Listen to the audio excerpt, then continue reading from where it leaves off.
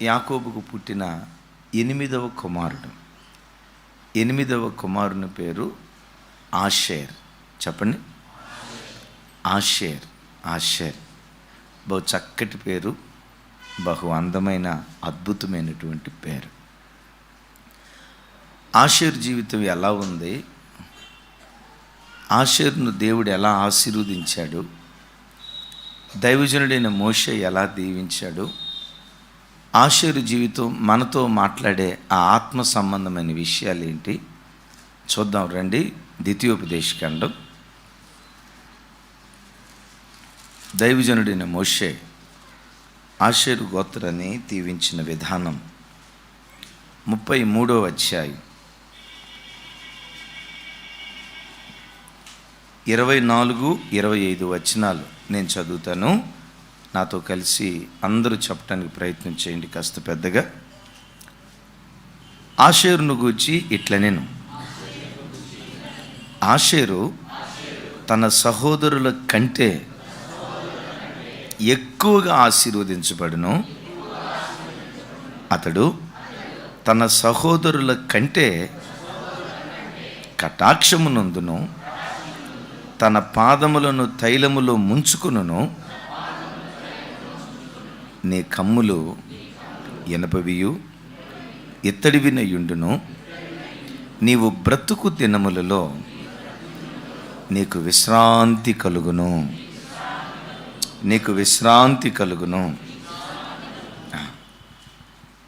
ఈ చిత్రం ఏంటంటే, ఆషేర్ తనను కన్నటువంటి తండ్రి యాకోబు చేత దేవుని వచనం పొందుకున్నాడు.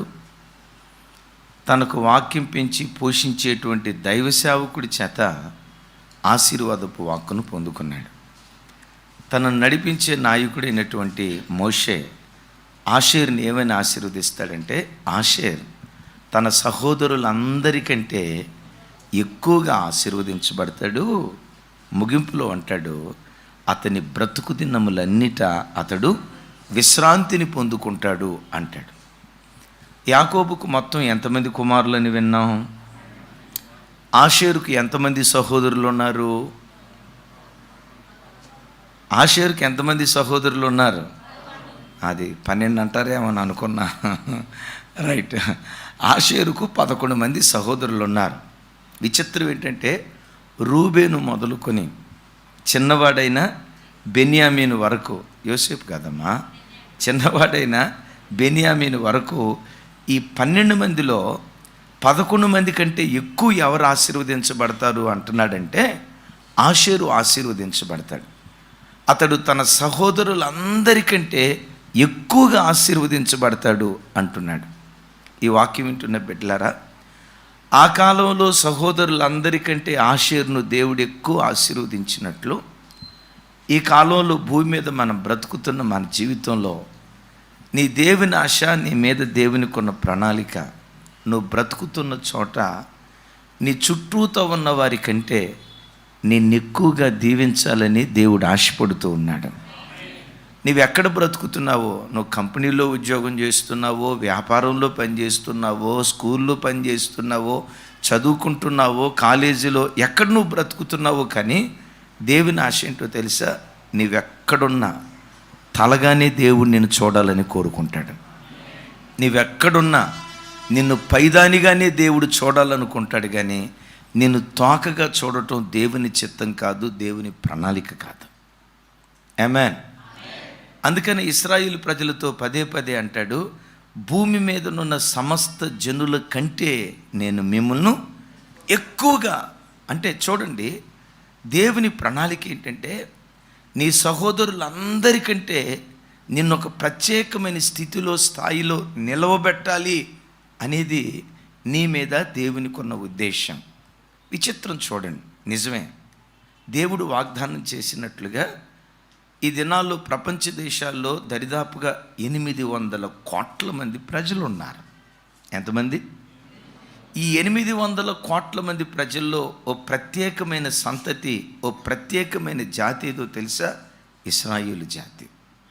ప్రపంచ జనాభాలో ఇశ్రాయేలు పర్సంటేజ్ ఎంతో తెలుసా? 0.2%. ఎంతమ్మా? 1% కాదు, 2% కాదు, ఎంతండి అంటే లీస్ట్ లీస్ట్ లీస్ట్ జస్ట్ 0.2%. కానీ అద్భుతం తెలుసా, చరిత్ర ప్రారంభమైనది మొదలుకొని నోబెల్ ప్రైజులు ఇస్తూ ఉన్నారు.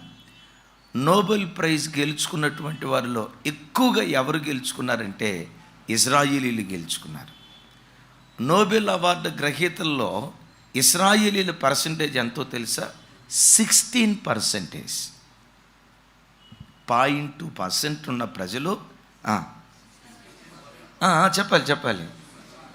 కారణం ఏంటంటే దేవుడు ఒక మాట అన్నారు, మీరెక్కడున్నా మిమ్మల్ని తలగానే ఉంచుతాను, మీరు పైవానిగానే ఉంటారు, మీరు తోకగా ఉండరు అని దేవుడు తన ప్రజలకు వాగ్దానం చేశాడు. ఈరోజు ఈ మాటలు వింటున్న బిడ్డలారా, ఈ వాగ్దానం పట్టుకొని ప్రార్థన చేసుకొని, ఈ వాగ్దానం పెట్టుకొని దేవుని మీద ఆధారపడండి. ఒకవేళ ఈరోజు నువ్వు తోకగా కనపడుతున్నా ఒక రోజు వస్తుంది, వాగ్దానం చేసిన దేవుడు నేను తలగానే ఉంచునుగాక. సరే, ఆషేరును దేవుడు ఎందుకు తలగా ఉంచాడు? సరే, సహోదరులందరికంటే ఎక్కువ ఆశీర్వదించబడతాడు అని అంటమే కాదు, ముగింపులో ఏమంటాడో తెలుసా? నీ బ్రతుకు దినములన్నిట. కొంతమందికి బ్రతుకులో విశ్రాంతి ఉండదు, నెమ్మది ఉండదు. ఎందుకు బతుకుతున్నారో బాబు, బ్రతుకుతూ ఉండేవనుకుంటాడు తెలుసా? నేను చచ్చిపోతే బాగుండు, ఎందుకు ఈ బ్రతుకు, ఎందుకు ఈ జీవితం అని బ్రతుకుతూనే బ్రతుకు మీద విరక్తి కలిగినట్లుగా మనుషులు బ్రతుకుతారు. ఎక్కడ చూసినా మాకు నెమ్మది లేదయ్యా, మా కుటుంబంలో నెమ్మది లేదయ్యా, ఉద్యోగ స్థలంలో నెమ్మది లేదయ్యా, వ్యాపార స్థలంలో నెమ్మది లేదయ్యా, ఎక్కడికి వెళ్ళినా కలవరం కలవరం కలవరం కలవరంతో మేము బ్రతుకుతున్నావయ్యా అని లోకంలో ఉన్న ప్రజలందరూ అంటూ ఉంటే, ఆషేరుని గురించి దేవుడు అంటాడు, నీ బ్రతుకు దినములన్నిట నీకు విశ్రాంతి కలుగును. అమ్మ ఏమంటాడు? విశ్రాంతికి విశ్రాంతి ఉంది. సహోదరులందరికంటే ఎలాంటి ఆశీర్వాదం ఎంతమందికి కావాలో చేతులు ఎత్తండి అని అడక్క మునిపి మీరు ఎత్తేస్తారు. ఆ దీవెన మీ అందరికీ, మనందరికీ యేసయ్య సమృద్ధిగా దయచేయునుగాక. అలాంటి దీవెన ప్రభు దగ్గర నుంచి మనం పొందుకోవాలి అంటే, భూమి మీద ఎంతకాలం బ్రతుకుతామో తెలియదు, కానీ బ్రతికిన కొద్ది కాలం నెమ్మదిగా బ్రతకటానికి మించిన ధన్యకరమైన జీవితం మనిషి జీవితంలో మరొకటి ఏదీ లేదు. బైబిల్లో విశ్రాంతిని గూర్చి, నెమ్మదిని గూర్చి ఏమని రాసిందంటే, 2 ఇళ్ళు ఉన్నాయట. ఒక ఇంట్లో వాళ్ళు చాలా పేదోళ్ళు, ఆ ఇంట్లో వారు తినటానికి కారపు మెతుకులు తప్ప ఏమీ లేవు. ఆ ఇంట్లో ఎండిపోయిన రొట్టె ముక్క తప్ప ఆ రొట్టె ముక్క నంజుకోవటానికి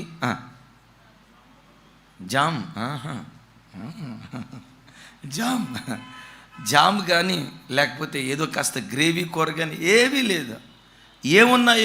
ఏముందా ఆ ఇంట్లో అంటే ఎండిపోయిన రొట్టె ముక్కలు. కానీ అద్భుతం ఏంటంటే, ఎండిపోయిన రొట్టె ముక్కలతో పాటు ఆ ఇంట్లోనట బహు నెమ్మది ఉందట. ఇదొక ఇల్లు. 2వ ఇల్లు ఉంది. ఆ ఇంట్లో ఎండిపోయిన రొట్టె ముక్కలు ఇసిరిపడేస్తారు. ఏముందో తెలుసా ఆ ఇంట్లో? ఉదయం చికెన్ బిర్యానీ, మధ్యాహ్నం మటన్ బిర్యానీ, రాత్రి పీతల బిర్యానీ ఉంటుందో నాకు తెలీదు. రాత్రికి పీతల బిర్యానీ. మరలా గమనించండి, ఈ రోజున్న మెను రేపు ఉండదు, రేపున్న మెను ఎల్లుండి ఉండదు. ఎప్పటికప్పుడు వెరైటీ అంటారు కదా, పంచభక్ష పరవాణాలు ఆ ఇంట్లో ఉన్నాయి. విచిత్రం ఏంటంటే, వాటితో పాటు ఆ ఇంట్లో 24 గంటలు డిష్యు కొట్లాట. ఎప్పుడు కలవరం. ఈ ఇంట్లో కేవలం రొట్టె ముక్కలే ఉన్నాయి, కానీ నెమ్మది ఉంది. ఈ ఇంట్లో పంచభక్ష పరవాణాలు ఉన్నాయి, కానీ నెమ్మది లేదు. నేను మిమ్మల్ని అడుగుతా, ఈ 2 ఇళ్లలో ఏ ఇల్లు కావాలని కోరుకుంటారు? మీరు ఎట్లాంటి వాళ్ళు తెలుసా? మొదటింట్లో ఒకటి, 2వ ఇంట్లో ఇంకొకటి. ఏంటి? మొదటింట్లో ఉన్న నెమ్మది నాకు కావాలయ్యా, 2వ ఇంట్లో ఉన్న అబ్బా దేవుడు అలాగే దయచేయును గాక. అనుకోండి గట్టిగా, ఆమెన్. చూడండి, కొంతమంది సమృద్ధి అనుభవిస్తారు కానీ నెమ్మది ఉండదు. కొంతమందికి ఇంటి నిండా డబ్బు ఉంటుంది కానీ విశ్రాంతి ఉండదు. కొంతమంది కోట్లకు పడగెత్తుతారు, కానీ కుటుంబంలో భార్యాభర్తల మధ్య వ్యక్తిగత జీవితంలో అంతరంగంలో శాంతి సమాధానం లేక కలవరంతో బ్రతుకుతారు. ఆషేరును గురించి అంటాడు, నీ బ్రతుకు దినములన్నిట నీకు విశ్రాంతి కలుగును అంటాడు. ఎందుకు? ఆషేరు జీవితం మనకు నేర్పే 5 రకాలైన ఆత్మ సంబంధమైన పాఠాలు త్వరగా చెప్పుకుంటా వెళ్తాను. యాకోబు భక్తుడు అంటాడు, చూడండి, అందరూ చూడండి, బహు విలువైన సమాచారం శ్రద్ధగా వింటూ నోట్స్ మీద రాసుకోండి. ఒకవేళ రాసుకోకపోయినా హృదయ పలక మీద రాసుకోండి. ఆదికాండం 49వ అధ్యాయం 20వ వచనం చూడండి. 20వ వచనం నేను చదువుతాను, నాతో కలిసి అందరూ చెప్పండి. ఆషేరు నొద్ద శ్రేష్టమైన ఆహారం కలదు, రాజులకు తగిన మధుర పదార్థములను అతడిచ్చును. నా వైపు చూడండి. ఆషేరు సహోదరుల కంటే ఎక్కువ ఘనత పొందటానికి కానీ, అతని బ్రతుకు దినములన్నిట అతడు విశ్రాంతి పొందటానికి కానీ ఆషేరు నొద్దట ఆహారం ఉన్నది అని రాయలా. ఏమన్నాడు? అతని యొద్ద శ్రేష్టమైన ఆహారం ఉన్నది, రాజులకు తగిన మధుర పదార్థాలు అతని యొద్ద ఉన్నాయి అంటాడు. వాక్యం వింటున్న బిడ్డలారా, సహోదరుల కంటే నిన్ను ఎక్కువగా దేవుడు ఘనపరిచి నీ బ్రతుకు దినాల్లో దేవుడు నీకు విశ్రాంతిని ఇవ్వాలంటే నీ బ్రతుకులో కూడా, నీ వ్యక్తిగత జీవితంలో కూడా నీవు శ్రేష్టమైన ఆహారాన్ని కలిగిన వాడిగా బ్రతకాలి. గట్టిగా చెప్దాం ఆమెన్. ఏ ఆహారం కలిగిన వాడిగా బ్రతకాలి? ఇంకోసారి, ఏ ఆహారం అంటే? శ్రేష్టమైన ఆహారం అంటే ఇంకొక ఆహారం కూడా ఉందని అర్థం. ఏ ఆహారం? శ్రేష్టం కానీ ఆహారం కూడా ఉందని. అంటే ఆషేరు దగ్గర కల్తీ ఆహారం లేదు. ఎలాంటి ఆహారం ఉందంటే శ్రేష్టమైనటువంటి ఆహారము ఆషేరు దగ్గర ఉంది. రాజులకు తగిన మధుర పానీయాలు అతడు అందిస్తూ ఉండేటువంటి వాడు. ఇంతకీ ఆషేరు దగ్గర ఉన్న శ్రేష్టమైన ఆహారం ఏది? పరిశుద్ధ గ్రంథమైన బైబిల్లో ఆహారాన్ని దేనితో వాక్యం పోల్చిందో తెలుసా? ఆహారము ఆత్మీయంగా దేని గుర్తుగా ఉందంటే దేవుని వాక్యము ఆహారానికి గుర్తుగా ఉంది. యేసయ్య అంటారు కదా, మనుషుడు రొట్టె వలన కాదు కానీ దేవుని నోట నుండి వచ్చే ప్రతి మాట వలన మనుషుడు బ్రతుకుతాడు అంటాడు. అందుకని ఇర్మియా గ్రంథంలో ఓ మాట రాసి ఉంటుంది, చూడండి. 15వ అధ్యాయం 16వ వచనం. ఇర్మియా గ్రంథం 15వ అధ్యాయం 16వ వచనం చూడండి, నేను చదువుతాను. నీ మాటలు నాకు దొరకగా నేను వాటిని భుజించి తిని, సైన్యములకు అధిపతి యెహోవా దేవా, నీ పేరు నాకు పెట్టబడిన గనుక నీ మాటలు నాకు సంతోషమును నా హృదయమునకు ఆనందమును కలుగు చేయుచున్నవి. నీ మాటలు నాకు దొరకగా నేను వాటిని నీ మాటలు నాకు దొరకగా వాటిని నేను భుజించి తిని. మనిషి వేటిని భుజిస్తాడు? వాస్తవంగా ఆహారాన్ని కదా భుజించేది. మరి భక్తుడు ఇర్మియా ఏం భుజించాడంట? నీ వాక్యాన్ని నేను భుజించాను అంటాడు.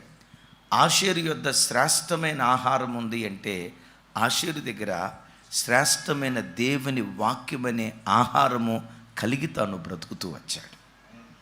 వాక్యం వింటున్న బిడ్డలారా, నీ గుండెల నిండా దేవుని వాక్యాన్ని నింపుకుంటూ బ్రతుకు.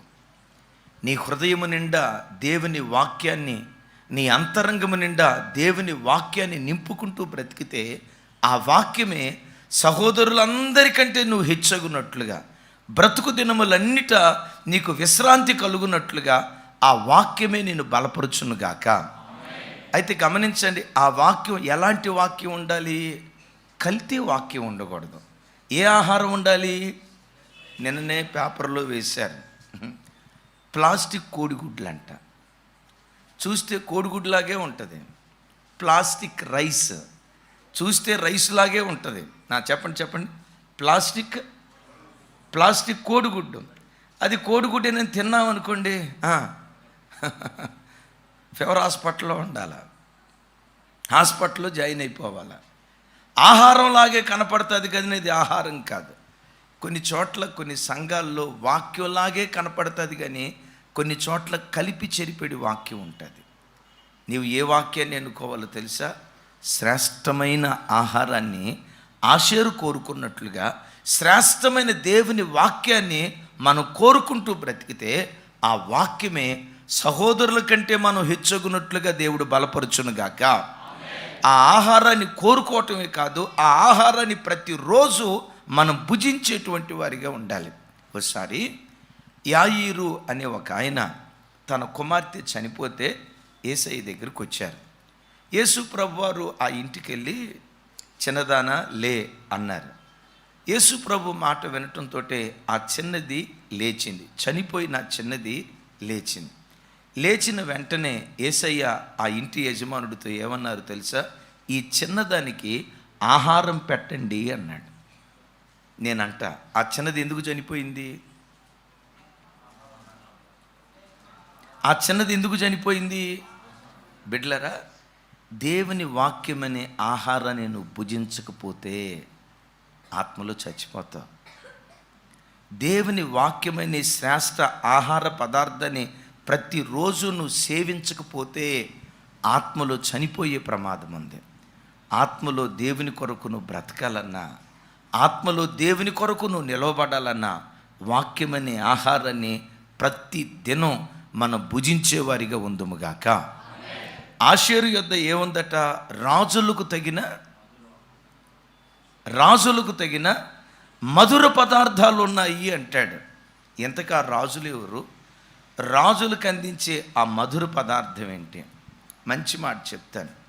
సంఘం ఆషేరుకు గుర్తయితే, సంఘంగా పిలువబడుతున్నటువంటి ఆషేర్ రాజులకు మధురమైన ఆహారాన్ని ఇచ్చేదిగా సంఘం ఉండాలి. యేసయ్యకు మహిమ కలుగును గాక. ఆషేరు యొద్ద రాజులకు తగిన మధుర పదార్థాలు ఉన్నాయి అంటాడు. నేను మిమ్మల్ని అడుగుతా, సంఘము ఆషేరు గుర్తయితే సంఘానికి వచ్చే రాజులు ఎవరు చెప్పండి? సంఘంలో ఉండే రాజులు ఎవరు? మనమే. యేసయ్య తన రక్తంతో మనలను కడిగి రాజులైన యాజక సమూహంగా మార్చాడు. ఆమెన్. గట్టిగా ఆమెన్. అసలు ఈరోజు ఆత్మ సంబంధంగా నిజమైన రాజులు ఎవరయ్యి అంటే మనమే. మనం ఆరాధించే యేసయ్య రారాజు. మనం ఎవరైనా మీ దగ్గరికి వచ్చి బాబు మీ కులం ఏంటి అని అడిగారు అనుకోండి, జేబులో చేతులు పెట్టుకొని కాలు ఊపుతా మేము రాజులు అని చెప్పండి. ఈ లోకంలో ఉండే రాజులంతా డూప్లికేట్. అసలు సెస్సులు రారాజు ఎవరయ్య అంటే మనం ఆరాధించే యేసయ్య. ఆయన రారాజు అయితే ఆయన పిల్లలైన మనం రైట్. సంఘంలో ఏముండాలంటే రాజులకు తగిన మధుర పదార్థాలు ఉండాలి. Praise the Lord. అంటే సంఘంలో ఎప్పుడు శ్రేష్టమైనటువంటి వాక్యం ప్రజలకు దొరుకుతూ ఉండాలి. శ్రేష్టమైనటువంటి మన్నాను దైవ సేవకుడు సంఘానికి పంచిపెట్టేటువంటి వాడిగా ఉండాలి.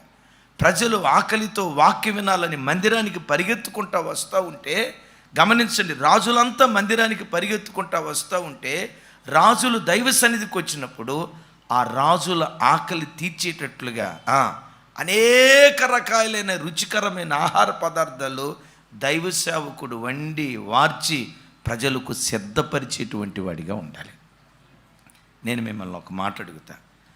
ఐగుప్తు దేశానికి ప్రపంచమంతా కరువు ఉన్నప్పుడు ఆయా దేశాల్లో ఉన్న ప్రజలంతా ఐగుప్తు దేశానికి ఎందుకు పరిగెత్తుకుంటూ వెళ్ళారు? కొంచెం గట్టిగా. అమ్మ ఐగుప్తు దేశం అమ్మా, మీ నర్సరాపేట కాదు. చెప్పండి. వినయ్ గారు, ఐగుప్తు దేశానికి కనాను దేశం నుంచి ఎద్దుల బండి కట్టుకొని ప్రయాణమే వెళ్ళారు. దరిదాపుగా 14 రోజులు 40 రోజులు ప్రయాణం చేసి ఐగుప్తు దేశానికి వెళ్ళారు. ప్రపంచంలో ఉన్న వాళ్ళంతా ఐగుప్తు దేశానికి ఎందుకు వెళ్ళారు? సింపుల్. అక్కడేముంది బిడ్లరా? సంఘానికి ప్రజలు రావాలి అంటే ఆ సంఘంలో ప్రజలకు వాక్యం అనేటువంటి ఆహారం దొరకాలి. Praise the lord.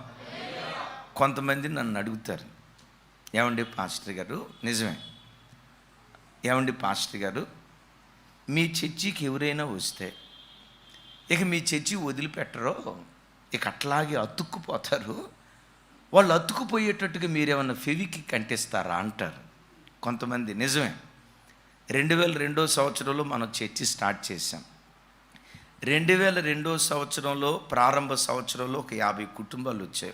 50 కుటుంబాలు వచ్చాయి, ఒక 100 మంది వచ్చారు. ఇది 2022 సంవత్సరం కదా. ప్రారంభంలో వచ్చిన 50 కుటుంబాల్లో నేనంట 95% ఎప్పటికీ వారు, వారి పిల్లలు, వారి పిల్లల పిల్లలు మందిరంలో స్థిరపడ్డారు. నేను అక్షరాభ్యాసం చేసిన పిల్లలు ఈరోజు సాఫ్ట్వేర్ ఇంజనీర్లు అయ్యారు. నా చేతితో వాళ్ళకి చేతులు బలపం పెట్టి అక్షరాలు రాపిస్తే ఈరోజు వాళ్ళే వచ్చి, అన్నయ్య ఉద్యోగం వచ్చింది అన్నయ్య, ప్రథమ ఫలం ఇదిగో అన్నయ్య 70,000 రూపాయలు, ప్రథమ ఫలం 1,00,000 రూపాయలు అన్నాని. నేను ఏ పిల్లలకు అక్షరాభ్యాసం చేశానో ఆ పిల్లలే ఈరోజు చక్కటి ఉద్యోగాలు చేస్తూ ఉన్నారు. Praise the Lord. స్కూల్కి వెళ్ళేటప్పుడు ఏ పిల్లలకు ప్రార్థన చేశానో ఆ పిల్లలే చక్కగా దేవుని చేత దీవించబడ్డారు. యేసయ్యకి మహిమ కలుగును గాక. నేను అప్పుడప్పుడు చెప్తా, మీ పిల్లల పెళ్ళిళ్ళు నేనే చేస్తా, మీ మనవల పెళ్ళిళ్ళు నేనే చేస్తా. మనవలతోనే నన్ను ఆపేద్దాం అనుకుంటున్నారా? చెప్పాలి, మీ ముని మనవల పెళ్ళిళ్ళు కూడా నేనే చేస్తా అంటాను. Praise the Lord. దేవుని కృప. ఆ వచ్చిన కుటుంబాల్లో ఏ కుటుంబం మందిరానికి వచ్చినా అట్లా స్థిరపడిపోతారు. చాలామంది అడుగుతారు, అయ్యగారు వాళ్ళకి ఏం మందు పెడుతున్నారు అయ్యగారు, మీరు ఫెవికిక్ ఏమన్నా అంటిస్తున్నారా, ఏ మందు వేస్తున్నారు అంటారు. నేను ఒకటే చెప్తాను, ఆదివారం ప్రజలకు వాక్యం అందించడానికి ఏదో ఒక 2 నిమిషాలు బైబిల్ రెఫరెన్స్లు వెతికి నేను చెప్పనయ్యా, ప్రజలకు రాజులకు తగిన మధుర పదార్థాలు సిద్ధపరిచేటట్లుగా దేవుని సన్నిధిలో పెనుగులాడతానయ్యా. మందిరానికి వస్తున్నారు అంటే వాక్యం కొరకు, వాక్య దాహార్తి కలిగి మందిరానికి వస్తున్నారు, కానీ ఫెవికి కంటిస్తున్నందుకో చెప్పండి ఇంకేమంటే ఇట్లాంటివి అంటిస్తున్నందుకు కాదు. యేసయ్యకి మహిమ కలుగును గాక. అంటే ఆషేరు దగ్గర ఏముండాలి? రాజులకు తగిన మధుర పదార్థాలు ఉండాలి. యేసయ్యకి మహిమ కలుగును గాక. ఆషేరు యొద్ద శ్రేష్టమైన ఆహారం ఉంది. గుండెల నిండా దేవుని వాక్యమనే ఆహారంతో నువ్వు నింపుకుంటే బ్రతుకు దినములన్నిటా దేవుడు నీకు విశ్రాంతి దయచేస్తాడు. 2వ మాట చూడండి, ద్వితీయోపదేశకాండం. చాలా చక్కటి విషయాలు, కొంచెం మనసు పెట్టి వినండి. 33వ అధ్యాయం చూడను. చెప్పండి. అతడు తన సహోదరుల కంటే కటాక్షమునందును, ఇక్కడ అంటాడు, తన పాదములను తైలములో ముంచుకొనును. ఒకసారి అందరూ చూడండి. తన పాదములను, ఇంకోసారి, తన పాదములను తైలములో ముంచుకొనును. నేను మిమ్మల్ని అడుగుతా, పరిశుద్ధ గ్రంథమైన బైబిల్లో తైలం దేనికి గుర్తు? తైలము అభిషేకానికి. ఇంకో మాటలో చెప్పాలంటే పరిశుద్ధాత్మకు గుర్తు. తన పాదములు తైలములో ముంచుతాడు అంటే అర్థం ఏంటో తెలుసా? తాను వేసే ప్రతి అడుగు ఆత్మ ప్రేరేపణ చొప్పునే వేస్తాడు, కానీ శరీర ఉద్రేకాన్ని బట్టి ఆషేరు ఏ అడుగు వేయడు. Praise the Lord. అంటే తాను వేసే ప్రతి అడుగు, తాను వెళ్ళే ప్రతి మార్గం, తాను చేసే ప్రతి పని, తాను వెళుతున్న ప్రతి ప్రాంతం పరిశుద్ధాత్మ ప్రేరేపణ చేతే తను అడుగు వేస్తాడు, కానీ తన సొంత ఆలోచనతో, తన సొంత నిర్ణయాలతో ఆషేరు ఏమీ చేయడు. వాక్యం వింటున్న ప్రభు బిడ్డలారా, ఆషేరు తన పాదమును తైలములో ముంచుకొనినట్లుగా యేసయ్య రక్తముతో కడగబడిన నీవు, బాప్తిస్మం పొందినటువంటి నీవు పరిశుద్ధాత్మ పొందుకొని ఆ తర్వాత పరిశుద్ధాత్మ ఆలోచన ప్రకారం నువ్వు నడిపించబడాలి. బైబిల్ ఏమని రాస్తుందో తెలుసా? ఎందరు దేవుని ఆత్మచేత నడిపించబడుదురో వారందరూ దేవుని కుమారులు. బైబిల్లో మనం చూస్తాం కదా, ఎందరు దేవుని ఆత్మచేత నడిపించబడుదురు అంటే ఆత్మదేవుడు ఎవరు? నడిపించేవాడు. Praise the Lord. కొంచెం గట్టిగా ప్రైజ్ ద లార్డ్. ఆ మాట ఇంకొకసారి నాతో కలిసి చెప్పండి. ఎందరు దేవుని ఆత్మచేత నడిపించబడుదురో వారందరూ దేవుని కుమారులు అనబడుదురు. ఎందరు దేవుని ఆత్మచేత నడిపించబడుదురు అంటే ఆత్మదేవుడు ఏం చేస్తాడు? నడిపిస్తాడు. పుట్టినటువంటి బిడ్డకు నడక రాదు కదా, తల్లి ఏం చేస్తుంది? చెయ్యి పట్టుకొని నాన్న నడువని మెల్లిగా నడక నేర్పిద్ది కదా. తల్లి చెయ్యి పట్టుకొని ఎట్లా నడిపిస్తుందో పరిశుద్ధాత్మ దేవుడు కూడా ఆత్మీయంగా ఒక వ్యక్తి ఎలా నడవాలో నడక నేర్పేవాడు పరిశుద్ధాత్మ దేవుడు. Praise the Lord. ఎట్లా నడిపిస్తాడో తెలుసా? యెషయా గ్రంథంలో ఒక చోట రాసి ఉంటుంది, ఆత్మదేవుడు మన లోపటుండట, మనం కుడికి వెళ్ళాలా ఎడంకి వెళ్ళాలా, which is right which is wrong, ఏది నాకు మేలు ఏది నాకు కీడు మనం జడ్జి చేసుకోలేని పరిస్థితిలో ఉన్నప్పుడట పరిశుద్ధాత్మదేవుడు లోపటుండి ఇదే త్రోవ, ఈ త్రోవలో నేను నడువని, ఇదే త్రోవ ఈ త్రోవలో నేను నడువని ఒక మెల్లనైన స్వరము ద్వారా ఆత్మదేవుడు మనతో మాట్లాడటం ప్రారంభిస్తాడట. Praise the lord. నీకు ఒక సొంత ఆలోచన ఉంటుంది, నీకు ఒక సొంత నిర్ణయం ఉంటుంది. అదే సమయంలో పరిశుద్ధాత్మ దేవుడు లోపటుండి మాట్లాడతాడు. నీ శరీర ఉద్రేకాన్ని బట్టి నువ్వు నడుచుకోకుండా ఆత్మదేవుడు ఏం మాట్లాడుతున్నాడో, అందుకని బైబిల్లో రాసి ఉంటుంది కదా, చెవి గలవాడు, కొంచెం గట్టిగా, చెవి గలవాడు ఆత్మ చెప్పు సంగతులను వినుగాక అంటాడు. అంటే ఆత్మ ఏం చేస్తాడు చెప్పాలి. ఆత్మ ఏం చేస్తాడు? పరిశుద్ధాత్ముడు ఏం చేస్తాడు? సంగతులు చెప్తాడు. బాబో ఈ మార్గం గుండా వెళ్ళు, ఇలా వెళ్తే నీకు మేలు, ఇలా వెళ్తే ఆశీర్వదించబడతావు అంటే సంగతులు చెప్తాడు. నైనా ఈ మార్గం గుండా వెళ్ళొద్దు, ఇలా వెళ్తే నువ్వు నష్టపోతావు అని ఒక వ్యక్తి మరో వ్యక్తితో మాట్లాడినట్లుగా అంతరంగంలో ఉన్న పరిశుద్ధాత్మ దేవుడు లోపటుండి మెల్లనైన స్వరం ద్వారా మాట్లాడతాడు. మీరు నన్ను అడగొచ్చు, అన్నయ్య మీరు పరిశుద్ధాత్మ పొందుకున్నారు కదా, ఆత్మదేవుడు మీతో ఎప్పుడైనా మాట్లాడా? ఎప్పుడైనా ఏముంది, ప్రతిరోజు ఏది మంచో ఏది చెడో అంతరంగంలో ఉండి ఆత్మదేవుడు మాట్లాడతాడు. ఒక సందర్భంలో ఆత్మదేవుడు ఎట్లా మాట్లాడారో, ఆయన స్వరానికి లోబడకపోవటం వల్ల నాకు వచ్చిన నష్టం ఏంటో ఒకసారి చెప్తా.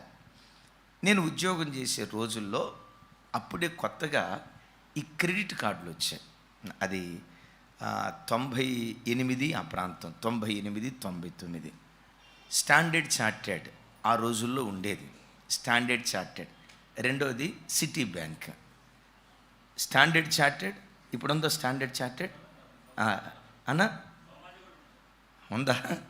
Right. Standard Chartered credit card వాళ్ళు, సిటీ బ్యాంక్ క్రెడిట్ కార్డు వాళ్ళు మా కంపెనీకి వచ్చి ఎంప్లాయీస్కి ఫ్రీగా క్రెడిట్ కార్డు ఇస్తున్నామని చెప్పి ఇక అందరూ క్రెడిట్ కార్డులు ఇస్తున్నారు. ఆ క్రెడిట్ కార్డు ఉంటే డబ్బులు బ్యాంకులో ఉన్నా లేకపోయినా మీకు తెలుసు కదా, 50,000 రూపాయలు గేకటమే.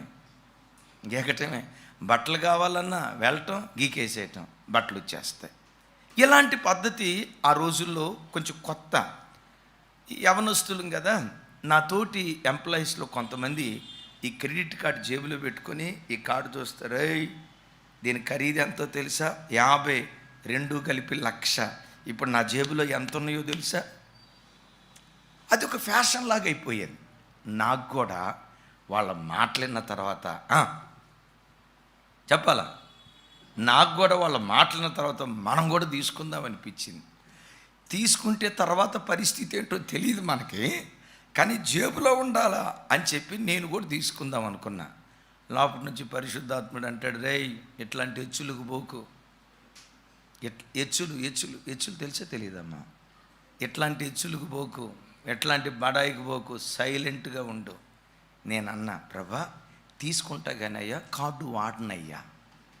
కొన్నిసార్లు మనం దేవునికి చెప్పే మాటలు ఎట్లుంటాయి. ఇప్పుడు ఒక అమ్మాయి విగ్రహారాధికుడిని ప్రేమించింది, భక్తి కలిగిన అమ్మాయి విగ్రహారాధికుడిని ప్రేమించింది.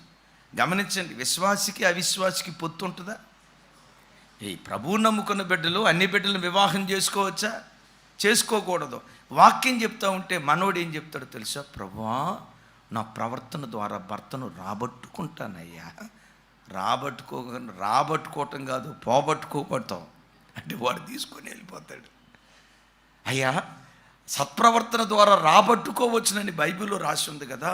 నేను ప్రార్థన చేసి ఏడ్చి ఉపవాసం ఉండి కన్నీళ్లు గార్చి నా భర్తను మార్చుకుంటానయ్యా, కొంచెం చూసి ఉన్నట్టు బాయ్యా అని దేవునికి చెప్పే బ్యాచ్ మనం. నేను కూడా అదే చేశా. ప్రభా, నేను క్రెడిట్ కార్డు తీసుకుంటా కానీ అయినా అస్సలు వాడినయ్యా. రే, తీసుకోవద్దురా నువ్వు. ఆత్మదేవుడు మాట్లాడతారు అనేది ఆ రోజు నాకు బాగా అర్థం. లోపటి నుంచి ఒకటే ప్రేరేపణ, వద్దు, నష్టపోతావు, దానిలో కీడుంది, అపాయం ఉంది, వద్దు అని ఆత్మదేవుడు లోపటి నుండి మాట్లాడుతూ ఉంటే మీరు ఊరుకొని ప్రభు అన్నిటికి వద్దంటూ ఉంటారు. మేము లోకంలో బతికే వాళ్ళకి మాకు తెలుస్తుంది, కొంచెం తీసుకుంటా కానీ వాడుకోనయ్యా అన్న. సరేరా, దేవుడు ఎట్లాంటి వాడో తెలుసా? వద్దు అంటాడు. నేను చేస్తాను అంటే పోయి చేసుకోరా అంటాడు. 2-3 సార్లు చెప్తాడు. లోకంలో ఒక సామెత ఉంది కదా, చెప్పంగా విననివాడు. అట్లాగని దేవుడు చెడిపోంగా చూసేవాడు కాదుండోయి. మన బతుకులు చెడిపోతే ఆయన వెలవెల్లాడిపోతాడు. మళ్ళా మన బుద్ధిహీనతను బట్టి మనం చెడిపోయినా లోకంలో ప్రజలు వాళ్ళు ఏదన్నా చెప్తే మనం చేయకపోవటాన్ని బట్టి నష్టపోయామనుకోండి, అప్పుడు ప్రజలు ఏమంటారు తెలుసా? వాడు తెక్కగా ఎదిరింది, వాడు అట్లాగే కావాలంటారు. యేసయ్య మాత్రం అట్లానే వాడు కాదు. అరే రే రే రే రే రే వీడి బ్రతికి ఎట్లయిపోయింది, వీడి పరిస్థితులు ఎట్లయిపోయినాయి, అల్లాడిపోతాడు ఆయన. సరే, ఆత్మదేవుడు ఎన్ని చెప్పినా నేను కాదనకుండా మొత్తానికి 2 క్రెడిట్ కార్డులు తీసుకున్నా. అద్భుతం తెలుసా? నేను దేవునితో చెప్పినట్లుగా ఆ కార్డులు 2 సంవత్సరాలు ఉన్నాయి. సింగిల్ పైసా కూడా ఆ కార్డు నేను వాడుకోవాలా. నేను వాడుకోలేదు, కానీ నా స్నేహితులు 2-3 వాడుకున్నారు. అన్నారు, మేము కట్టుకుంటాం లేరా, మేము చూసుకుంటాం లేరా అన్నారు. డబ్బులు తీసుకున్నారు. ఓ 70,000 రూపాయలు, 35,000 70,000 ఎంతో వాడుకున్నారు. వాడుకున్న రోజు కనపడ్డారు, 4-5 నెలలు దాకా కనపడలా. ఏమిరా అంటే, ఎవరా డబ్బులు ఇవ్వకుండా పోతావా ఏంటి అని చెప్పి అప్పుడు ఒక 500, అప్పుడు ఒక 1000 నాకేదో భిక్ష వేసినట్టుగా నాకు తీసుకొచ్చి ఇచ్చారు. ఇక చూడండి, తీసుకుంది 35,000 అయితే చివరికి ఎంత అయిందో తెలుసా? 2 లక్షల రూపాయలు అయింది. 2 లక్షలు అయింది. అది ఎట్టా తీర్చాలో అర్థం కాక ఒకరోజు మోకరించి ప్రభువా అంటాడు. నోర్మై, బుద్ధి లేనోడా, నేను ముందే చెప్పలేదా? వినండి, పరిశుద్ధాత్మ అంటే గంతులేపించేవాడే కాదు, పరిశుద్ధాత్మ అంటే అరిపించేవాడే కాదు, కేకలేయించేవాడే కాదు. ఆత్మదేవుడు ఎవరంటే, ఒక తల్లి తన కూతురుకు బుద్ధి మాటలు చెప్పినట్లుగా, ఒక తండ్రి తన కుమారుడికి నీతి మాటలు చెప్పినట్లుగా ఆత్మదేవుడు నీలో ఉండి ఇదే సరి అయిన త్రోవ, ఈ త్రోవలో నడువని దేవుడు నీతో మాట్లాడతాడు. ఇప్పుడు నేనంట, దేవుడే నిన్ను నడిపిస్తే సహోదరుల కంటే హెచ్చుగా నువ్వు ఆశీర్వదించబడవా? దేవుడే నిన్ను నడిపిస్తే నీ బ్రతుకు దినములన్నిట నీకు విశ్రాంతి కలగదా? యేసు నామం పేరిట ఆషేరు వలె మన పాదములు తైలములో ముంచుకొనుదుముగాక. వేసే ప్రతి అడుగు పరిశుద్ధాత్మ నడిపింపు చొప్పున వేయునట్లుగా దేవుడు మనలను బలపరచునుగాక. చప్పట్లు కొడుతూ ప్రభుకి స్తోత్రాలు చెప్దాం. ఆమేన్. తర్వాత మాటలు చూడండి, ఆషేరు గురించి రాయబడిన మాటలు నాతో కలిసి చెప్పండి. నీ కమ్ములు అంటే కింద పుట్టినోట్లు ఏం రాసింది? పాదరక్షకములు. రైట్. నీ కమ్ములు ఇనుపవియు ఇత్తడివి నయ్యుండును, నీ బ్రతుకు దినములన్నిట నీకు విశ్రాంతి కలుగును. నీ కమ్ములు అంటే పాదరక్షకాలు ఏమున్నాయి? ఒకటి ఎనపది, ఇంకొకటి ఇత్తడిది. అంటే ఆషేర్ ఎవరయ్య అంటే పాదరక్షకములు కలిగిన వాడు. వాక్యం వింటున్న బిడ్డలారా, సహోదరులందరికంటే దేవుడు నిన్ను ఎక్కువ హెచ్చించాలన్నా, రెండవది నీ బ్రతుకు దినములన్నిట నీకు విశ్రాంతి కలగాలన్నా నీకేముండాలో తెలుసా? పాదరక్షకాలు ఉండాలి. మీరు అనొచ్చు, అన్నయ్య 3 జతలు ఉన్నాయి అన్న ఇంట్లో, చెప్పులు కూడా సరిపోక షూ కూడా కొనుక్కున్నావు అన్నయ్య. రైట్, ఇక ఈ మాట మాకొద్దు, ఇంకో మాట చెప్పండి అన్న అని అంటారా? గమనించండి, పరిశుద్ధ గ్రంథమైన బైబిల్లో పాదరక్షకాలు దేనికి గుర్తుగా ఉన్నాయో తెలుసా? ఎఫెసీ పత్రికలో వినండి. ఎఫెసీ పత్రికలో పౌలు గారు అంటాడు, సమాధాన సువార్త వలనైన సిద్ధ మనస్సనే జోడు అంటాడు. నాతో కలిసి చెప్పండి, సమాధాన సువార్త వలనైన సిద్ధ మనస్సనే జోడు. ఏ సిద్ధ మనస్సు అనే జోడు? సమాధాన సువార్త వలనైన సిద్ధ మనస్సు అనే జోడు. అంటే ఈ మాటకున్న అర్థం ఏంటంటే, సమాధానపు వార్తను చాటి చెప్పటానికి నీవెప్పుడు సిద్ధంగా ఉండాలి. ఆ చెప్పులు నీకు ఉండాలి. Praise the Lord. ఏం ప్రకటించడానికి? ఈ చెప్పులు గనక నీకుంటే, ఈ చెప్పులు గనక నువ్వు ధరిస్తే, బ్రతుకులో ఎక్కడున్నా తలగా దేవుడు నిన్ను నిలవబెడతాడు. గట్టిగా చెప్దాం ఆమేన్. ఎట్లా నిలవబెడతాడు? నీవెక్కడున్నా తలగా దేవుడు నిన్ను నిలవబెడతాడు. యేసయ్యకి మహిమ కలుగును గాక. ఏమండి, ఈ చెప్పులు దేవుందులేండి అని పొరపాటును అనుకోవద్దు. మీకు తెలుసా, ప్రపంచ దేశాలను జయించిన ద గ్రేట్ అలెగ్జాండర్, గ్రీకు వీరుడు అని పిలుస్తారు కదా, ఈ మహా గొప్ప అలెగ్జాండర్ ప్రపంచాన్ని జయించే విజేతగా నిలవబట్టడానికి కారణం ఏంటంటే, తన సైనికుల యొక్క కాళ్ళకు చక్కటి షూస్ కొని పెట్టాడట. తతిమా సైన్యం వాళ్ళు ఆయుధాలు సిద్ధపరిచారు, కానీ కాళ్ళకు వేసుకునేటువంటి షూ విషయంలో అంత పెద్ద శ్రద్ధ చూపించలేదట. ఎందుకు శ్రద్ధ చూపించలేదు? ఈయనెందుకు శ్రద్ధ చూపించాడంటే, సహజంగా శత్రువులు మరో శత్రువులతో యుద్ధం ఆడేటప్పుడు శత్రువులు ఏ దారి గుండా వస్తారు? భూమి లోపట గాజు పెంకులు, ఇనప మేకులు పెడతారు.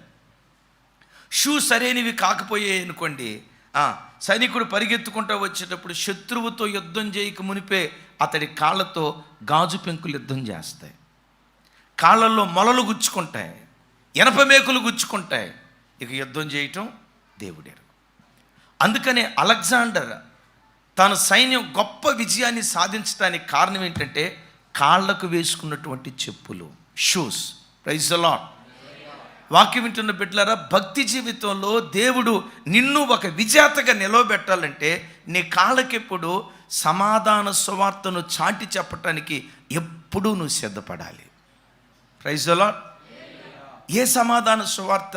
చూడండి, 2 అన్నదమ్ములు అనైక్యంగా ఉన్నారని నీకు తెలిసింది. 2 అన్నదమ్ముల మధ్య ఐక్యత లేదని నీకు తెలిసింది. అత్తా కోడల మధ్య ఐక్యత లేదని నీకు తెలిసింది. భార్యాభర్తల మధ్య ఐక్యత లేదని నీకు తెలిసింది. అక్కా చెల్లెల మధ్య ఐక్యత లేదని నీకు తెలిసింది. సంఘంలో 2 వ్యక్తుల మధ్య ఐక్యత లేదని నీకు తెలిసింది. నీవేం చేయాలో తెలుసా? వాళ్ళిద్దరిని సమాధానపరచడానికి నీవెప్పుడూ సిద్ధంగా ఉండాలి. నీవెప్పుడు సిద్ధంగా ఉండాలి. సమాధానపరిచే కార్యక్రమం చేయకుండా నా వైపు చూడండి. వద్దొద్దు, ఆ పేరు ఎందుకమ్మా? రైట్, ఈ కార్యక్రమం చేసి ఇక్కడ మాట అక్కడ చెప్పి, అక్కడ మాట ఇక్కడ చెప్పి, వీళ్ళిద్దరి మధ్యలో పచ్చిగడ్డేసి, పెట్రోల్ వేసి, అగ్గిపుల్లు వేసి తగలబడతా ఉంటే పక్క నవ్వుతున్నావు అనుకో, దేవుడు కోపగించుకుంటాడు. ఎప్పుడైనా బిడ్డలారా గమనించండి, ఇద్దరిని ఐక్యపరచడానికి నువ్వు సిద్ధంగా ఉండాలి. పాపం వలన ఒక మనిషి దేవునికి దూరస్తుడైతే ఆ మనిషిని దేవునితో సమాధానపరచడానికి నీవెప్పుడు సిద్ధంగా ఉండేటువంటి వాడిగా ఉండాలి. నీ కాళ్ళకెప్పుడు సమాధాన సువార్త వలననే సిద్ధ మనస్సు అనే జోడును తొడుక్కొని బ్రతికితే నా దేవుడు ఏం చేస్తాడు తెలుసా? సహోదరులందరికంటే నేను ఎక్కువ ఆశీర్వదిస్తాడు. Praise the Lord. నీ బ్రతుకు దినములన్నిట కొంతమంది చూడండి, 2 మధ్య గొడవ పెట్టి వీడు ఎంత సంతోషపడతా ఉంటాడు. 2 కొట్లాడుతూ ఉంటే గమనించండి, 2 అత్తాకోడల్లో అత్తా కోడళ్ళు కొంచెం ఆప్యాయంగా ఉన్నారనుకోండి, కొంతమంది స్వప్నాతి వాళ్ళు ఉంటారు. స్వప్నాతి వాళ్ళు ఈ అత్తా కోడళ్ళ మధ్య గొడవ పెట్టడానికి ఏం చేస్తారో తెలుసా? కోడల దగ్గరికి వెళ్ళి అంటారు, అమ్మా మీ అత్తని నువ్వు తల్లిలాగా చూసుకుంటున్నావు, కానీ మరి మీ అత్త నిన్ను అట్టా చూసుకుంటుందా? మూతి ముందుకు చాపి మీ అత్త మిమ్మల్ని అట్టా చూసుకుంటుందమ్మా అనే లోపు, మా అత్త నన్ను మంచిగా చూసుకుంటా, కూతురులాగా నన్ను చూసుకుంటుందమ్మా, మా అత్త చాలా మంచిది అని అంటే, పిచ్చిదాని అదే నీకు తెలియదు. మొన్న మీ అత్త నా దగ్గరికి వచ్చి నిన్ను గూర్చి ఏమందో తెలుసా? ఏమంది? ఎంతలా మాట అందమ్మా. ఏమంది? అది చెప్పదు. ఎంతలో మాట అందమ్మా. ఆ మాట అనేసరికి నా గుండె పగిలి చెవుల్లో రక్తం కారిందా. అమ్మ ఏమంది మా అత్తయ్య? అమ్మమ్మమ్మమ్మ నేను ఆ మాట నా నోటితో చెప్పలేనమ్మా, ఎంతలో మాట అందమ్మా అని చెప్తుంది. అమ్మ ఏమంది? ఏమందో చెప్పదు. చెప్పకపోవటానికి కారణం ఏంటి? అంటేగా ఎంతలో మాట అంది అంటది. సరే అమ్మ ఏమంది మా అత్త? ఏం లేదమ్మా, నీకు ఒక మాట చెప్పాలని మీ అత్తను తల్లిలాగా చూసుకుంటున్నావు, ఎందుకైనా మంచిది కాస్త ఒక కంట కనిపెట్టు, ఒక కంట కనిపెట్టు అని చెబుదామని వచ్చాను అని. అమ్మ మా అత్త ఏమంది అని చెప్తే ముగింపులో ఏమంటుందో తెలుసా? అయినా మాకు ఎందుకులేమ్మా, మీ అత్త కోడళ్ళ మధ్య మీరు ఎప్పటికైనా ఒకటొకటి అవుతారు, నేను బయట దాన్ని పెట్రోల్ పోసి బయటికి వెళ్ళిపోద్ది. ఇప్పుడు కోడల దగ్గర మంట పెట్టిందా? తర్వాత ఎక్కడికి వెళ్ళిద్ది? మీకెట తెలిసింది? ఇదే ఏ అత్త కోడళ్ళ మధ్యలో గొడవ పెడదామా? సమాజానికి ఉండేది ఏంటంటే, ఏ భార్యాభర్తల మధ్యలో గొడవ పెడదామా, ఏ విశ్వాసుల మధ్యలో గొడవ పెడదామా, ఏ సంఘంలో గొడవ పెడదామా, గమనించండి, ఏ అన్నదమ్ముల మధ్యలో వివాదం పెడదామని అసమాధానాన్ని చాటి చెప్పటానికి ఎప్పుడు కొంతమంది లోకంలో సిద్ధంగా ఉంటారు. ఇప్పుడు ఎక్కడికి వెళ్తారు? కోడల దగ్గరికి వెళ్తారు. కోడలు అయిపోయింది కదా, ఇప్పుడు ఎక్కడికి?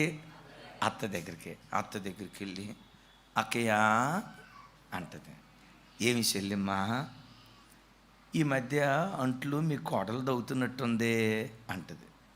మా కోడలు దవ్వుతున్నట్లుగా తొంగుతున్నట్లుగా నీకెట్టా తెలిసింది? ఏమి లేదు, అంటుల నిండా సొట్టలు పడితేను, అంటుల నిండా పాత్రల నిండా సొట్టలు పడితేను. అయినా అమ్మ ఇంతకీ నాకు ఒక డౌటు, మీ కోడల్ని అంత ప్రేమిస్తున్నావు కానీ నీ కోడలు నిన్ను మంచిగా చూసుకుంటుందా? ఈ పెద్ద ఆవిడ అంటది, అది నా కోడలు కాదు, నా కూతురు కంటే ఎక్కువ అని అందనుకోండి. పిచ్చిదానే, అదే నీ భ్రమ. మొన్న మీ కోడలు నాకు ఫోన్ చేసింది, మా ఇంటికి వచ్చింది. ఏమందో తెలుసా? మా అత్త చూడటానికి పేరుకు శాంతం కానీ గయ్యాలి గంప, రాకాసి రంప, సూర్యకాంతానికి అక్క. ఎంతలో మాట అందమ్మా. ఆ తర్వాత ఏమందో తెలుసా అని ఇక్కడ మంట పెట్టింది. ఇక ఆ తర్వాత అత్త కోడలు ఎదురుపడాలా.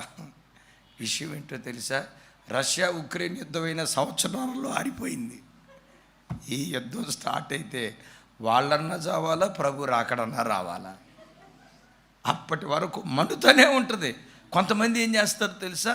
ఇక్కడ మాట అక్కడ చెప్పి, అక్కడ మాట ఇక్కడ చెప్పి, గమనించండి, ఈ పని చేసేవాళ్ళు ఉంటారు.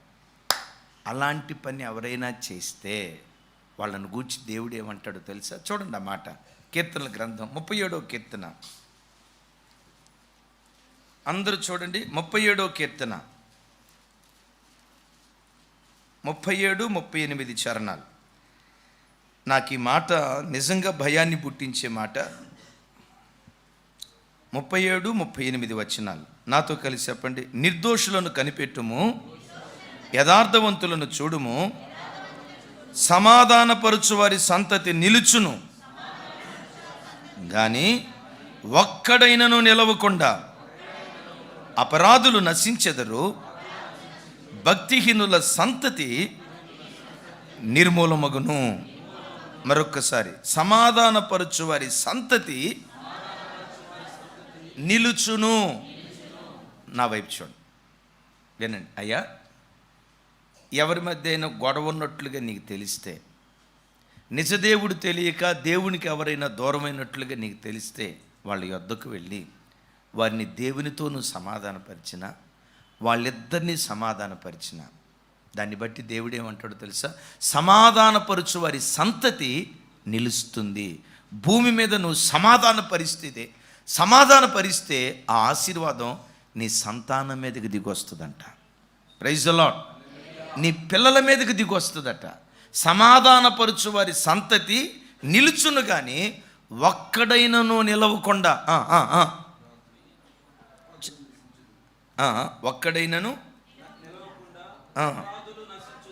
ఒక్కడైనను నిలవకుండా, ఒకడేమో నిలుస్తున్నాడు, మరొకడేమో నిలవబడలేకపోతున్నాడు, నశిస్తున్నాడు. ఎవరు నిలుస్తారో తెలుసా?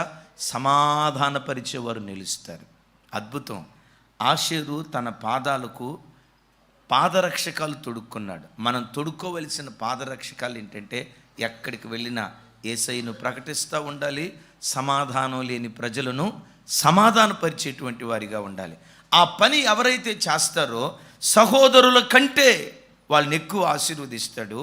దానికంటే మరి విశేషంగా అతని బ్రతుకు దినములన్నిట విశ్రాంతి కలిగేటట్లుగా చేస్తాడు. ఆషేరును గూర్చి 4వ మాట ఇక్కడ మనం చదువుకున్నాం కదా. అతని పాదరక్షకములు ఒకటి ఇనుపవియు, రెండవది ఎత్తడివి అంటాడు. పరిశుద్ధ గ్రంథమైన బైబిల్లో ఇనుము దేనికి గుర్తయి అంటే బలానికి గుర్తుగా ఉంది. Praise God. ఇనుము దేనికి గుర్తుగా ఉంది? మరొకసారి, ఇనుము దేనికి గుర్తుగా ఉంది? బలానికి గుర్తుగా ఉంది. ఇనుము బలానికి గుర్తుగా ఉంది. ప్రతి క్రైస్తవుడు దేవుని సన్నిధికి వచ్చిన తర్వాత దేవుని యొద్ద నుండి బలాన్ని పొందినవాడై ఉండాలి. బైబిల్లో ఒక చోట రాసి ఉంటుంది, నీ వలన బలమునందు మనుష్యుడు ధన్యుడు అని రాసి ఉంటుంది. ఎవరి వలన బలాన్ని పొందాలి? ఎవరు దేవుని వలన బలాన్ని పొందుతారు? 2 మాటలు క్లుప్తంగా చెప్తాను.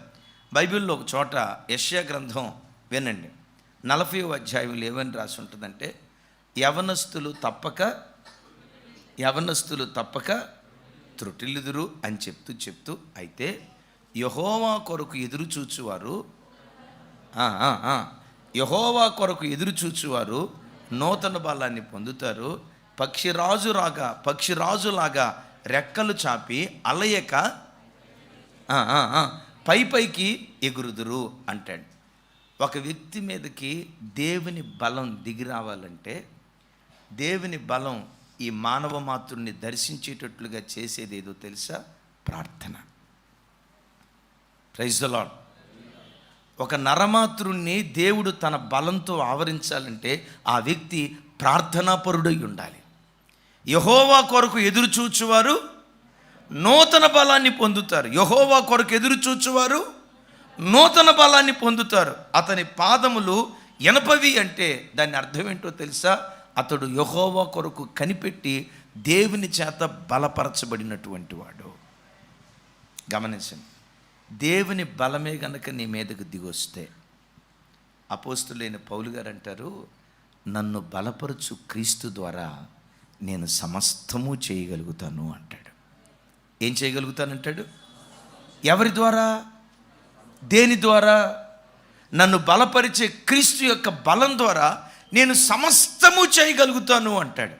వాక్యం వింటున్న బిడ్డలారా, నీ జీవితంలో నేను చేయలేను అని వేటిని గూర్చి అనుకుంటున్నావో, ఇది నేను సాధించలేను అని ఏ కార్యాన్ని గూర్చి అంటున్నావో, బాబోయ్ ఇది నా వల్ల కాదు అని ఏ కార్యాన్ని చూసి చేతులెత్తావో, దేవుని బలం నీ మీదకి దిగొస్తే ఏది చేయలేను అని అన్నావో అదే నువ్వు తేలిగ్గా చేసేటట్లుగా శక్తిని, బలాన్ని దేవుడు నీకు అనుగ్రహించునుగాక.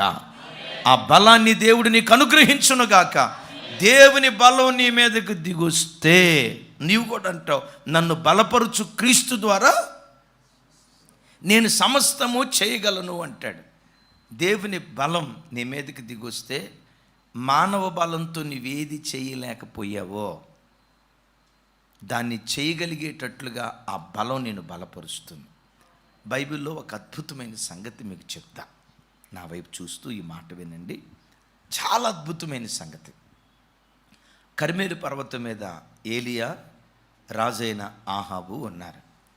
ఏలియా చెప్పాడు, ఆహాబు మోపైన వర్షం రాబోతుంది, నువ్వు దయచేసి ఇక్కడి నుంచి త్వరగా యెజ్రెయేలు పట్టణానికి వెళ్ళిపో. ఏమాత్రం నువ్వు ఆలస్యం చేసినా వర్షంలో తడిచిపోతావు. మామూలు వర్షం రావట్లా, మోపైన వాన రాబోతుంది. ఈ వర్షంలో నువ్వు తడవకుండా ఉండేటట్లు రథాన్ని సిద్ధపరుచుకొని నువ్వు త్వరగా వెళ్ళిపో అన్నాడు. చూడండి, ఈ సేవకుడు రాజు క్షేమాన్ని ఎంత కోరాడంటే, నా రాజు వర్షంలో తడవకూడదు అని. Praise the Lord. మరి ఏలియా ప్రవక్త నువ్వు వర్షంలో తడవకూడదు, తొందరగా వెళ్ళిపోయి అంటే ఆహాబు ఏమనాలా చెప్పాలి. చూడండి, ఆహాబు ఏమనాలా, అయ్యా నీవు కొండ గుహల్లో ఉంటున్నావు, మోపైన వర్షం రాబోతుంది అంటున్నావు, మరి నువ్వెక్కడ తల దాచుకుంటావయ్యా, రా నాతో పాటు రథం మీద కూర్చో, నేను తీసుకొని వెళ్ళిపోతాను అని అన్నాడా? ఆహాబు అంత మంచోడు కాదు. సరే, ఆ మాట వినటంతో రథాన్ని సిద్ధపరుచుకొని ఆహాబు కర్మేలు పర్వతం నుండి యెజ్రెయేలు పట్టణానికి ఆల్మోస్ట్ 40 కిలోమీటర్ల దూరం. ఈ 40 కిలోమీటర్ల దూరం రథాన్ని సిద్ధపరుచుకొని గుర్రాలు దౌడు తీస్తూ ఉంటుండగా మొత్తానికి వాయువేగంతో రథం పోతూ యెజ్రెయేలు గుమ్మం దగ్గరికి వెళ్ళి చూస్తే విచిత్రం ఏంటో తెలుసా? యెజ్రెయేలు గుమ్మం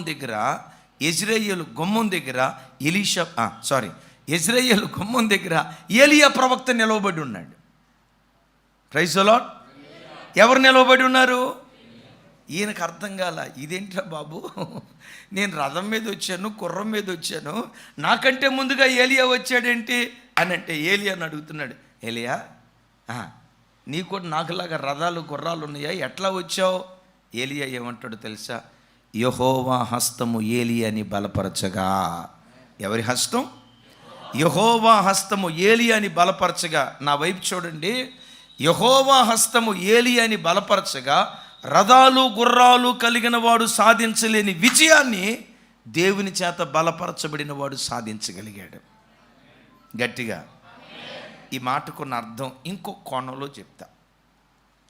దేవుడు నీ పిల్లలను బలపరిస్తే, అందరి పిల్లల్ని ఆ తల్లిదండ్రులు కార్పొరేట్ స్కూల్లో చదివిస్తా, వేల రూపాయలు ఫీజులు కడతా, లక్షల రూపాయలు డొనేషన్లు కడతా, కార్పొరేట్ స్కూల్లో చదివిస్తూ ఉంటే, నీకున్న పేద స్థితిని బట్టి నీ పిల్లను గవర్నమెంట్ స్కూల్లో నువ్వు చదివిస్తూ ఉంటే, దేవుని హస్తం ఆ పిల్లలను బలపరిస్తే, కార్పొరేట్ స్కూల్లో చదివే పిల్లలు సాధించలేని విజయాలు గవర్నమెంట్ స్కూల్లో చదివే నీ పిల్లలు సాధించేటట్లుగా దేవుడు కృప చూపిస్తాడు. గట్టిగా ఆమెన్. ఆహాబుకి ఏమున్నాయి? రథాలు ఉన్నాయి, గుర్రాలు ఉన్నాయి. ఆ గుర్రాలను దౌడు తీయించే రౌతులు ఉన్నారు. ఏలియా దగ్గరికి వచ్చేసరికి రథాలు లేవు, గుర్రాలు లేవు, రౌతులు లేవు. కానీ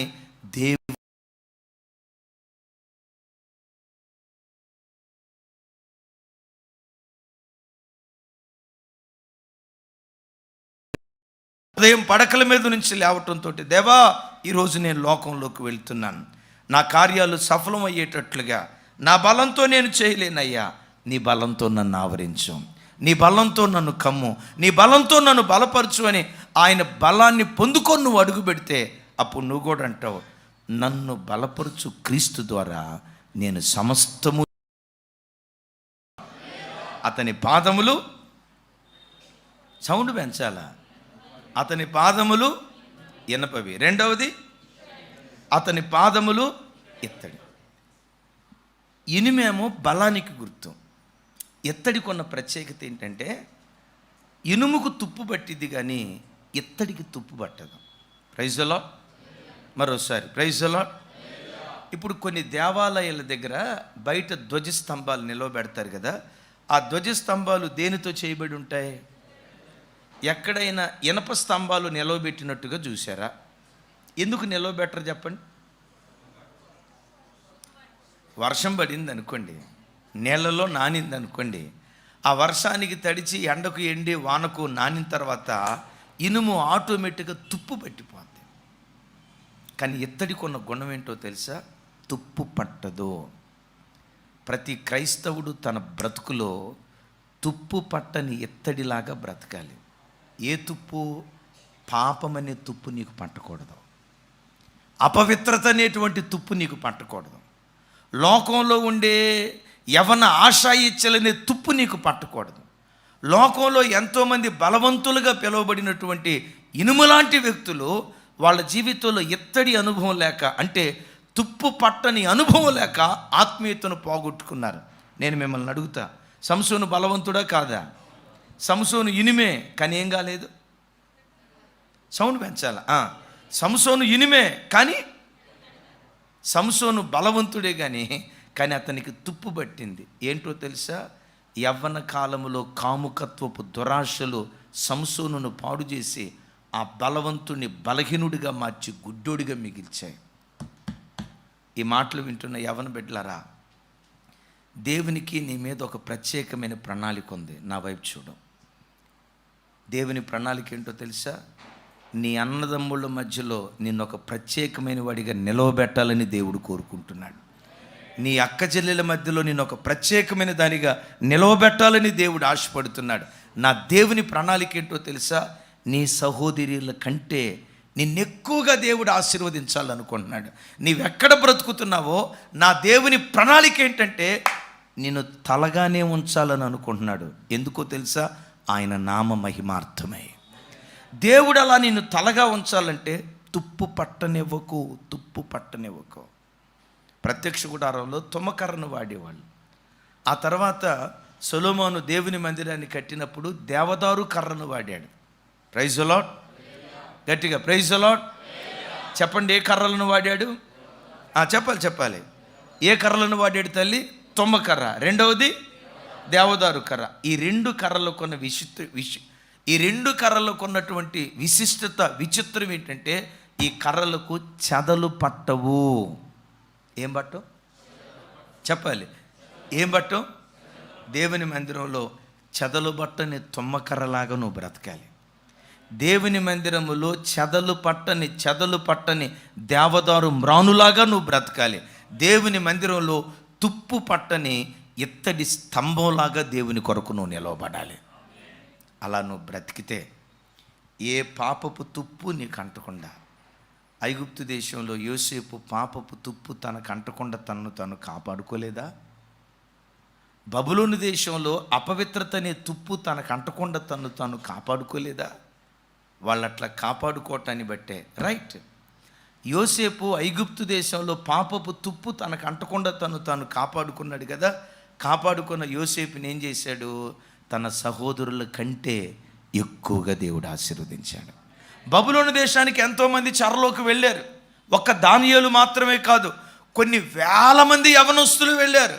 ఈ వేల మంది యవనస్తుల్లో సహోదరుల కంటే దానియేలును ఎక్కువగా దేవుడు ఆశీర్వదించాడు. ఎందుకో తెలుసా? తుప్పు పట్టని ఇత్తడిలాగా వాళ్ళు దేవుని కొరకు బ్రతికారు. నేను ముగిస్తున్నా, నా వైపు చూడండి. తమ్ముడు, నీ కళ్ళకు వ్యభిచారపు చూపని తుప్పు పట్టిందేమో జాగ్రత్త. నీ తలంపులకు కాముకత్వపు ఆలోచనలని తుప్పు పట్టిందేమో జాగ్రత్త. నీ హృదయానికి పరస్త్రీ వ్యామోహం అని తుప్పు పట్టిందేమో జాగ్రత్త. నీ యవ్వన వయసులో వివాహం కాకుండానే ఎవరినో ప్రేమించానని వివాహం కాకుండానే కన్యత్వాన్ని చెరుపుకుని తుప్పు నీకు పట్టిందేమో జాగ్రత్త. వివాహం కాకుండానే నీ కన్యత్వాన్ని చెరుపుకుంటూ ఎవరో పరాయి పురుషుడి మీద బండి మీద తిరుగుతూ నీ శరీరపు ఆశలు నెరవేర్చుకుంటూ సహజీవనమని నిన్ను నీవు మోసపరుచుకుంటూ జీవితాన్ని మలినపరుచుకుంటున్నావేమో జాగ్రత్త. ఈ కూడికి దేవుడు ఎందుకు ఏర్పాటు చేశాడో తెలుసా? నీకు పట్టిన తుప్పు ఈ రాత్రి నువ్వు వదిలించుకోగలిగితే ఆషేరుని ఆశీర్వదించినట్లుగా ఈ రాత్రి దేవుడు నిన్ను ఆశీర్వదించబోతున్నాడు. నీ బ్రతుకు దినములన్నిట దేవుడు నీకు విశ్రాంతి దయచేయబోతున్నాడు. హల్లెలూయా. అయితే దేవుడు నీకు విశ్రాంతిని ఇవ్వాలంటే నువ్వు ఎలా బ్రతకాలి? ఇత్తడిలాగా బ్రతకాలి. ఇత్తడికి చెప్పాలి. ఇత్తడికి కొంచెం గట్టిగా, పెద్దగా, ఇంకోసారి తుప్పు పట్టదు. గర్వం అనే తుప్పు నీకు పట్టకూడదు. అవిధేయత అనే తుప్పు నీకు పట్టకూడదు. అపవిత్రత అనే తుప్పు నీకు పట్టకూడదు. సినిమాలనే తుప్పు నీకు పట్టకూడదు. సెల్ ఫోన్లో ఫోర్నోగ్రఫీ అనే తుప్పు నీకు పట్టకూడదు. జబర్దస్త్ తుప్పు నీకు పట్టకూడదు. ఏమి నవ్వుకుంటున్నారు? ఆ తుప్పు వదిలించుకోవాలా? నువ్వు ఎట్లా ఉండాలో తెలుసా? చెప్పాలి. నువ్వు ఎత్తడిలాగా తుప్పు పట్టని వ్యక్తిగా నువ్వు బ్రతికితే నా యేసయ్య ఆశ ఏంటో తెలుసా? నీవెక్కడున్నా నేను తలగా దేవుడు చూడాలనుకుంటున్నాడు. నీ బ్రతుకు దినములన్నిట దేవుడు విశ్రాంతి దయచేయునుగాక. లైక్ చేయండి, షేర్ చేయండి. మరిన్ని వీడియోల కోసం సబ్స్క్రైబ్ చేయండి.